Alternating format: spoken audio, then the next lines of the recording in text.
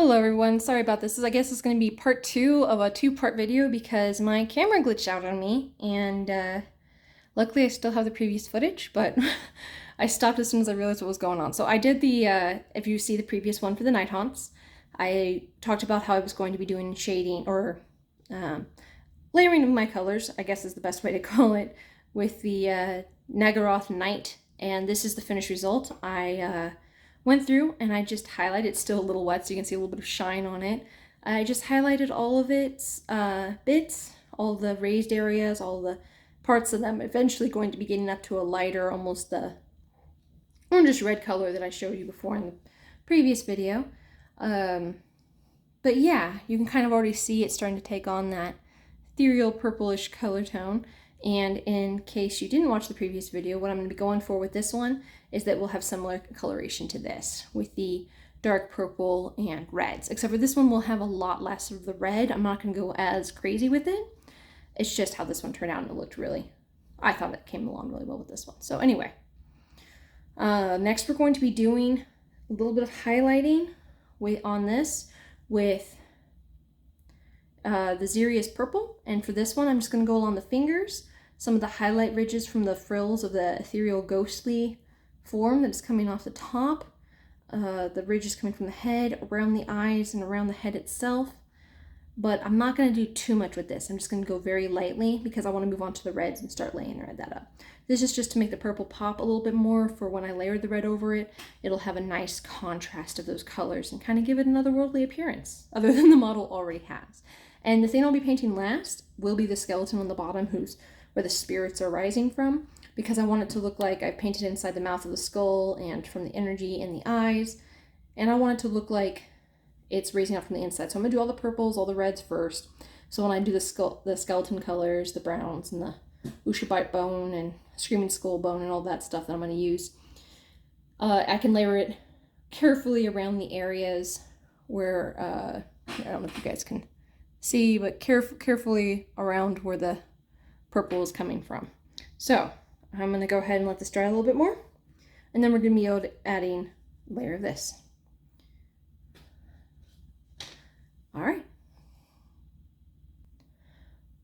All right, and I finished that next layer.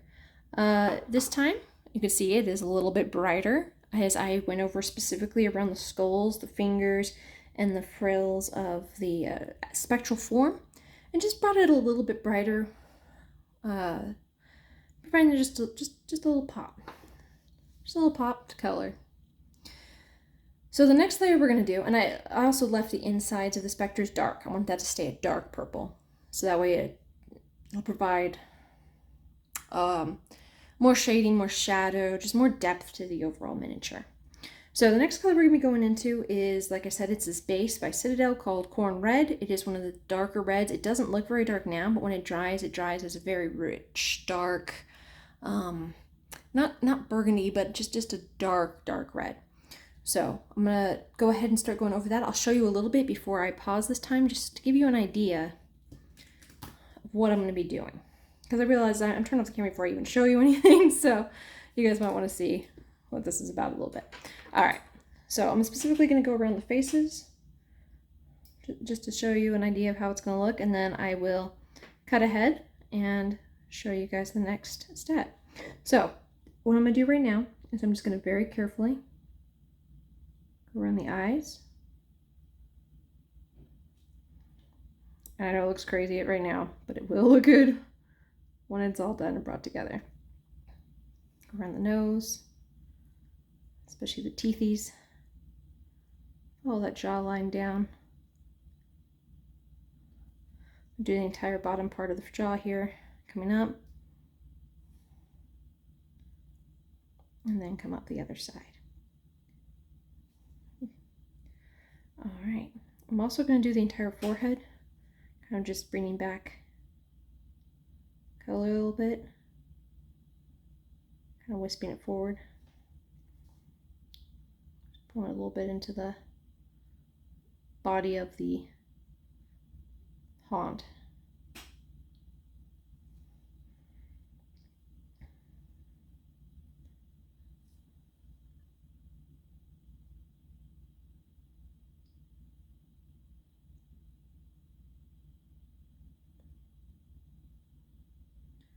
and I'm going to go ahead and do that. As you can see how it's kind of looking already. I'm going to go ahead and do that. Just do some very light highlighting of it. This bright red, well, this dark red, I mean, it looks bright in comparison to the purple, but of this dark red just across the entire thing, and we'll be right back. And I just finished the next color, which was the basic corn red, and this is what I got.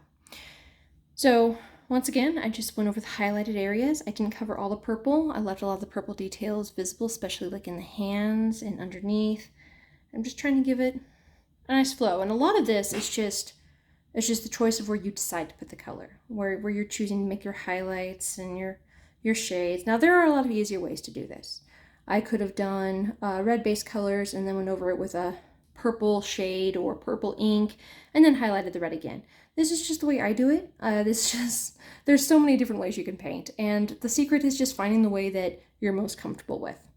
I really love the in-depth process of layering up the colors, seeing how it lays, getting that transition of tones, and some pieces where I'm wanting the colors to move a lot more smoothly, I'll do 10, 20 layers of color to get the transitions I want on miniatures that I put a lot of effort and energy into, especially those that I'm putting in contest and things like that. But anyway, so now we're going to move on to our second to last color for the Wraiths, or the Nighthaunts, and that is going to be the Mephistone Red. And for this one, I'm only going to be highlighting their faces, their hands, and the edges of their, I don't know what to call it, their fringes here that are coming off of their back, and a little bit on their tail. That is all I'm going to be touching up with this. And then after that, very, very, very lightly on those exact same highlighted areas, I'll be following up with an Evil Sun's Red.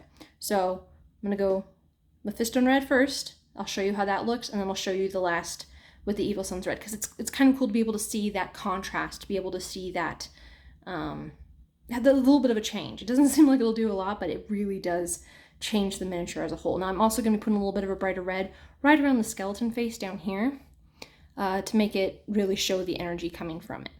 And then I will quickly paint up the skeleton, which shouldn't take long. The weapons, I'm going to be using a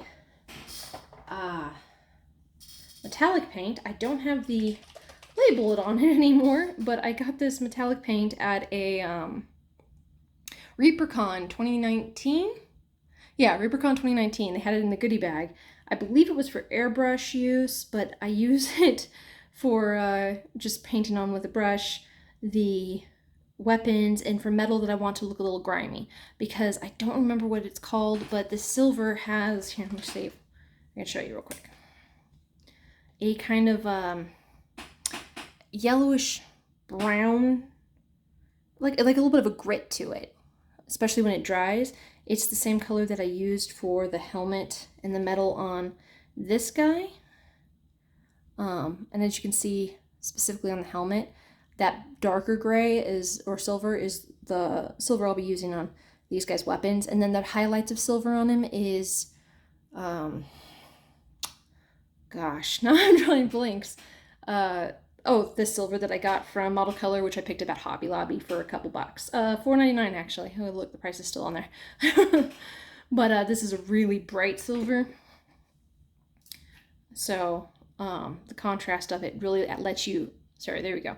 Really lets you see, big bubble, like if there's any chips or pieces of the metal that the rust has come off on, you can really highlight some scratches in the armor using that. Now there's a lot of other metal techniques to go. This is not a video on metal. That's just what I'm going to be utilizing for this guy here. Or guys, I want to say guy, it's coming from one skeleton. Alright, so we're going to go ahead and do the highlights of the Mephistone Red, like I said, around the faces, the hands, and a little bit of the ghostly tendrils coming from them, and we'll be right back. And look at that. And in just a few seconds, we're back with a fully another painted layer. As you can see, it brought quite a bit of contrast out, specifically in the face. It's really making them look angry, like little angry ghosties. The dark purple on the inside is going to remain that way, of course. And the last thing to do is just to take very, very tiny touches. I'm going to be using a small little paintbrush for this one. And we're just going to be doing the face specifically. and a little bit on the hands, like the knuckles and the fingertips. And that is literally it for this. So once we get that on there, the specters are going to be pretty much done. I might, occasionally I'll go over with a shade, a very, very, very watered down shade of either red or purple if I feel like it's looking a little too purple or a little too red, just to tone it back a bit. But this one I'm calling done. Well, not done, but this one I think the color came along really well. It is not the cleanest job I've ever done. I'll be the first to admit that. There were a couple distractions and things that came up while I was painting, so I didn't have my full focus on it, which is my fault. Luckily, this is for my SO, so I'm not feeling too horrible about that. And if he takes time to watch this, I'm sorry. But I'm gonna go ahead and do this Evil Sun Scarlet, dry it on the faces real quick, and the fingers, and I'll show you what that looks like when I'm done. And just like that, the face is done up. It just really brings it together. Just putting a little bit of brightish red orange right on the faces themselves. It looks like that all their energy is coming forward at you, focused on their hands and their heads. The rest of their body follows behind.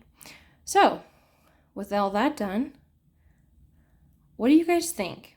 I would love to hear your opinions on the color scheme. If you don't like it, that's fine. Everybody has their own favorite colors or color combinations, or if you paint yours differently, I would love to see how you painted yours. If you go over to Mars Minions on Facebook, you are welcome to post underneath the picture of this one how you've painted yours. This will be up on there, of course, as soon as it's done, as well as a link to Mars Minions should be in the description below. But I'm going to go ahead now, apply the bone colors, apply the sword, and we'll go over it one more time when it's all done, have a couple more words, and go from there. So yeah, be right back. And here's the finished product. For the bone, I ended up just doing Karak Stone, Ushabite Bone, and a little bit of Screaming Skull for the highlights. And then I did a sepia brown wash over the top of it, just to give the skeleton a little bit more of a older feel to it. So yeah, this is my take on the Nighthaunts, the Spirit Host. Let me know what you guys think. Let me know what you thought about this format for this video. Did you like the shorter cut scenes? I didn't talk as much, wasn't as much interaction. Do you prefer the slightly longer videos with more interaction and just me talking? Or do you like these shortcuts so you can just see the product? Or do you like both and want me to do a little mix up of both of them together? Let me know in the comments or on Mars Minions what you think. And once again, the link to that will be below in the description. If you can't find it there, if the link's not working for some reason, it's just Mars Minions group on Facebook. If you want to show me how you've painted these guys and your different paint schemes and things you've tried, go ahead to Mars Minions and you'll find the picture for this and put all your pictures below. I would love to see the work you guys have done as well. Thank you guys for watching. I'm really enjoying making these videos, and I hope you guys are enjoying them too. That's what I care about the most for these. So if you have enjoyed it all or like these videos, please feel free to share with other people you know who might enjoy them, and comment and like. It really will help. It'll help me know what you guys like and help me see what to do more of in the future. So as you can see, side by side, these guys are going to look pretty cool on the table together. Or on the shelf, wherever they stay longer. But yeah. There they are. Alright guys, I hope you all have wonderful days, nights, evenings, wherever you're at and whatever time it is that you're watching or listening to this. Have a wonderful day, and I look forward to seeing you guys next time. Bye.